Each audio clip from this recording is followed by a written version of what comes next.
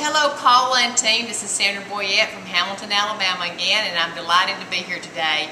Our troops came home from Afghanistan this last week, our 877th from Hamilton, Alabama, and so in honor of them, I'm going to be preparing a red, white, and blue dessert, and in honor of them, and also getting preparation for the 4th of July. And we're going to be using our cream cheese, our Philadelphia cream cheese, in two ways today.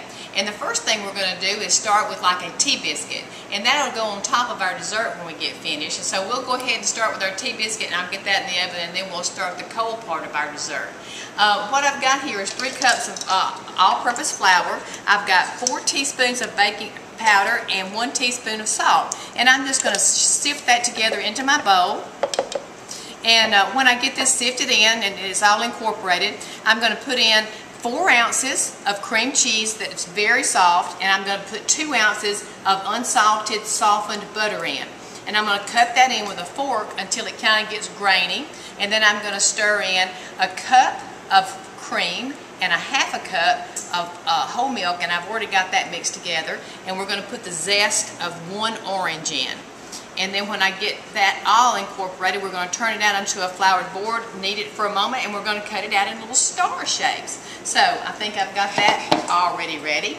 So what I'm going to do now, I'm just going to go ahead and place in my 4 ounces of softened cream cheese and my 2 ounces of butter.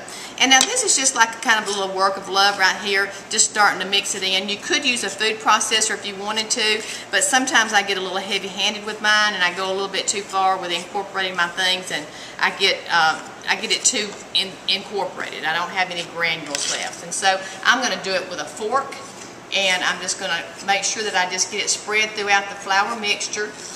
My baking powder and salt are already incorporated very well, so I'm not worried about that. And I'm just going to keep stirring, and you can see it's beginning to just take on right now, just like a grainy appearance.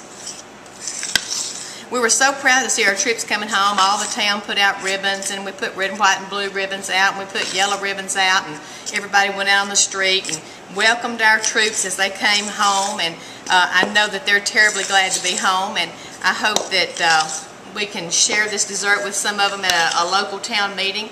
And I hope that you guys will try it, because I think you'll really like it, and it's a wonderful 4th of July dessert. Okay, now as you can see, we've just got little bitty granules like that. It's like really coarse cornmeal, a little bit more than that, like pea-sized pieces of our cream cheese and our butter, and that's in our pastry there. And now I'm just going to add our cream and our whole milk, and we're going to mix that in. And to that, before I start mixing, I'm going to go ahead and zest my orange and put that in there. I don't know if you're terminally right-handed, but I am terminally right-handed. I try to do things with my left hand sometimes. Just doesn't work the same, so I have to switch over. I admire those people who can do it. And I'm going to put all the zest in here because we really like that flavor. And it's going to really intensify the flavor of these little tea biscuits. And they're going to be so gorgeous on top of our dessert, cut in a little star shape. So we've got that ready. And then I'm just going to mix this, and I don't have to really mix it all that well because we're going to knead it just for a moment before we roll them and cut them. And it's really coming together, and it's going to be so rich and so decadent. All right. Wonderful, wonderful, wonderful. Hey, now we're back, and as you can see, I've already started here for the benefit of a time, and I'm cutting these out with star shapes. And one thing I wanted to add was that I forgot to tell you, in my dry ingredients with my flour and my baking powder and salt, I had 1/2 cup of sugar. Now they're soft, and they're because they're so tender, so you kind of have to ease them out just a little bit. And then I've brushed them with some heavy cream and sprinkled them with some sanding sugar. And they're going to be so beautiful. Now, I've also put cake release on my pan because I always want to make sure that I don't break them when I take them off because they are so fragile. And so I'm going to put them in the oven now at 375, and they're going to bake for about 15 minutes, and we're going to start on our filling. Well, we're back, and I'm working on our filling, and as you can see, I've got both my mixers going, which I absolutely love, and I love these little pull-out things that I had put in the house. It makes it so much easier with these heavy mixers. I've got 2 cups of heavy whipping cream here that's whipped until stiff, And to that, I've got a teaspoon of vanilla and about 2 tablespoons of agave nectar. And agave nectar is the rage of all the health foods right now. And we love it. We sweeten most all of our stuff with this, and it's really sweet. It's like a 3rd time sweeter than normal table sugar, and so it works very well. Here I've got 24 ounces of Philadelphia cream cheese, very soft, and I have beat that with 1 cup of powdered sugar and a teaspoonful of vanilla extract, and they're all whipped until they're creamy. And we're going to put this all together, and I'm going to show you what it looks like. Well, we're finishing up here. I've got the tea cakes out of the oven. We've got everything incorporated, the whipping cream and the softened Philadelphia cream cheese with our powdered sugar and our vanillas, and we've got some fresh blueberries. This is our blue. We've got some fresh raspberries. This is going to be our red. Here's our little tea cakes as they come out of the oven, and they're so delicious. Here's our filling that we've incorporated, and we've piped some and we've spooned some, so find the easiest method for you for whatever your serving dish of choice would be.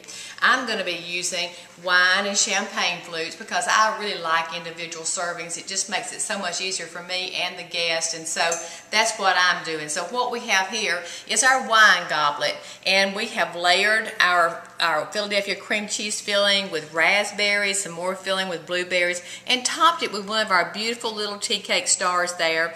And then around the bottom of the plate, just a few extra pieces of fresh fruit. And it's just a really cool, delightful dessert to serve on a hot day, especially here in the South when it gets so hot and humid. Everybody will absolutely love it. We're going to do some in champagne. We're going to do some in wine. We're having a party here tonight, practicing for an upcoming wedding. So this is what I'm going to be serving my guests tonight for dessert, and everybody will be absolutely delighted. I was delighted to be here today. I hope that you enjoy this recipe. It's going to be a good one, I think. This is the first time I've tried this kind of a combination with my Philadelphia cream cheese, but the filling tastes absolutely marvelous. And so as usual, I would wish that you would find something that you love and share it with someone. I'll see y'all next week.